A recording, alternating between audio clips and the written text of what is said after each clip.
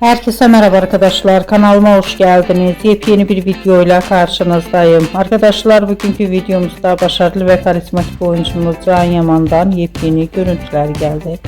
Ben de bu görüntüleri sizler için YouTube kanalımda video halinde sunuyorum. Umarım beğenirsiniz.